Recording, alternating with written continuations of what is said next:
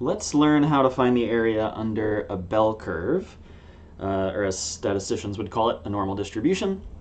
Bell curves are very important in all areas of statistics. Lots of data follows normal distributions, at least approximately. For example, height is normally distributed. It follows pretty close to a bell curve in most cases.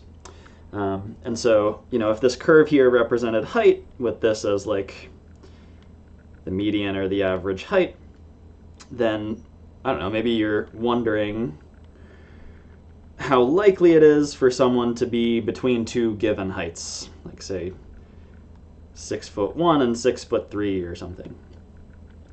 The way you would find the likelihood of that is actually finding the area under the curve between those two x values. So it's very important in practice. It comes up all over the place. How would we go about doing this? Well, what you might think is, okay, let's write down a function for the normal distribution and integrate, and we should be good to go. And indeed, you could try to do that. The typical way to write a normal distribution is pretty hideous, but I'll make up a slightly easier version. A real normal distribution is just like a scaled version of this. It's kind of scrunched vertically and horizontally. But no big deal. We can just start with this very simple function and say, okay, what's the antiderivative here? Because we would need to know that in order to calculate the area under the curve, right? Turns out this is an extraordinarily hard problem. Hard because the antiderivative practically doesn't exist. I mean, okay, it's a continuous function, so it's gonna have an antiderivative, but it's not like you can't write it down in terms of any functions you know. So I'm just gonna say this doesn't have a closed form. That just sort of means a nice way to write it using elementary functions.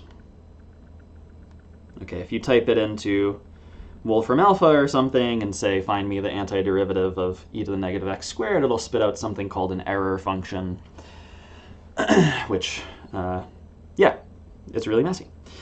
So, okay, we can't go about this the usual way of finding the antiderivative and then plugging in, left and right bounds and subtracting. Maybe we can do something else. So this is going to be trippy. The way we're going to go about doing this, let's just find the area under the entire curve. What I want to do is pull this into 3 dimensions. Okay, so this is not really a calculus 2 problem, but we can force it to be. So what I'm going to do is I'm going to imagine this like sweeping out. It's almost like rotating it about the y-axis, like we would do for a normal solid of revolution. So it's like, okay, I have this bell-shaped cross-section, I revolve it around the y-axis, I get something that's like really an infinitely long hat. We should note that like this goes on forever to positive infinity and to negative infinity on either side.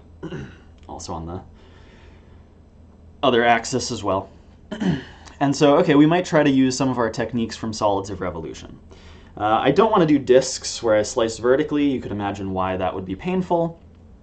So maybe I do something like cylinders, cylindrical shells. So I could throw, a really small cylinder in here. And then I could throw, a medium cylinder would look like this. And you can imagine as the radius gets larger, we sweep out the full volume of this thing. Right, way out here you get really wide but short cylinders. Okay. So, okay, let's try cylindrical shells. What we need to know for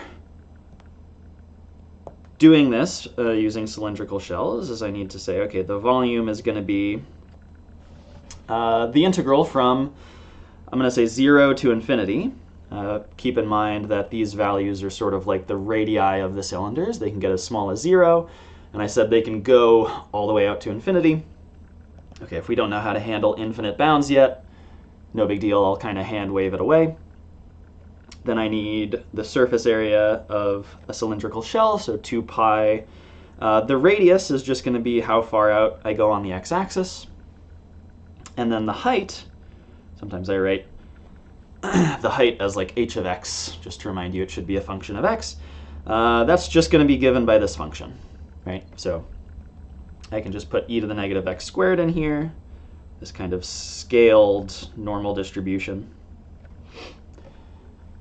And so, okay, the volume of this solid should just come down to figuring out this integral. And this integral is not too bad, actually, right? Without this x here, I would be in a jam. I'd be like, oh, I don't know the antiderivative of e to the negative x squared. We just talked about that. But with the x here, this is actually a standard U substitution problem, right? So first, let me pull out this 2 pi so we don't have to worry about it. And then x e to the negative x squared. Okay, let's pick u equals x squared.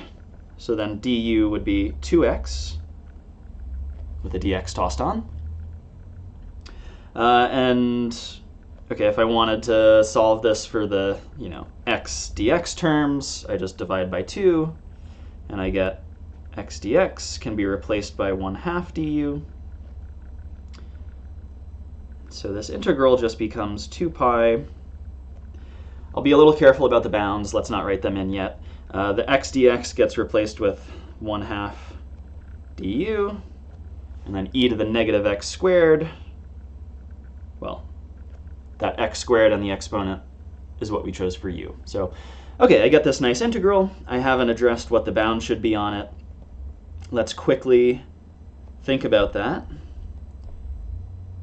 I am going to write the bounds in terms of u, and I'll just note that when x was 0, u is just x squared, right?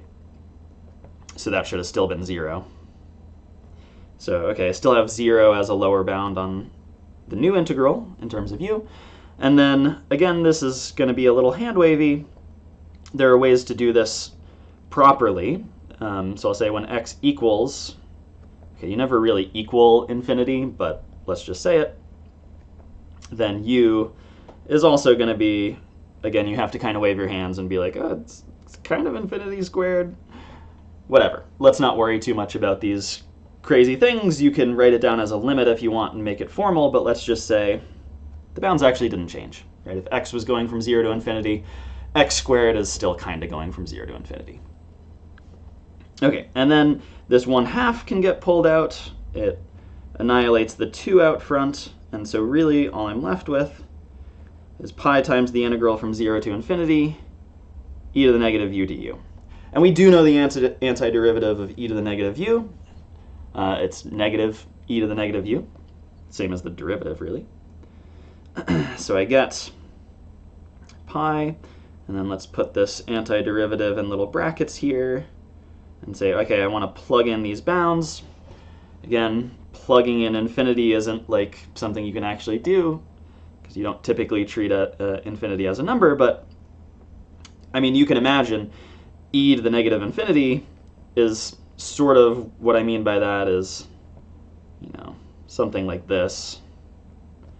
What's e to the negative x as x gets really big? And okay, e to the negative x gets really small, right? You could imagine this as 1 over e to the infinity if you wanted, and then you're like, oh yeah, that's 1 over something massive, so it goes to 0. Either way.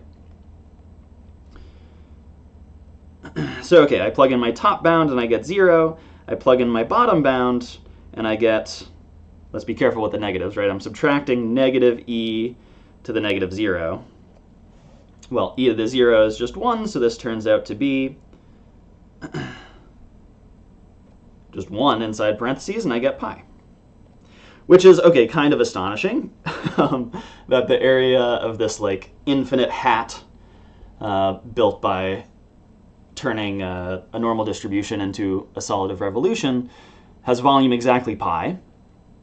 If you haven't seen like infinite integrals before, it's maybe weird that you actually get a finite volume at all because it keeps going forever. It just gets really close to 0 really quickly. So you do get a finite volume. And at this point, you might be wondering, how on earth does this relate to the original question of how do we find the area under the bell curve? Right, we found a three-dimensional volume, but really I just wanted, the area of this slice down the center. And I'll just tell you, this is exceptionally weird that this works. The area just turns out to be the square root of the volume. And we know the volume was pi, so the area under the curve is pi. And that's our nice little shortcut. I won't explain why it works. It's kind of complicated. But that's our nice little shortcut to get around the fact that I don't know the antiderivative of, this function e to the negative x squared. But I do know how to integrate the sort of three-dimensional version of it, and then I can undo that and get back to 2 dimensions by taking a square root. Exceptionally weird. If you sit down and look at the actual definition of a normal distribution, you will see a square root of pi appearing somewhere. I said you really have to scale this thing to make it usable for statisticians. So if you ever look at that or take a stats course, you will see a square root of pi popping up. That's why. It's because you have to account for the area under that sort of curve. Okay, that's it. Hope you guys liked it. See you next time.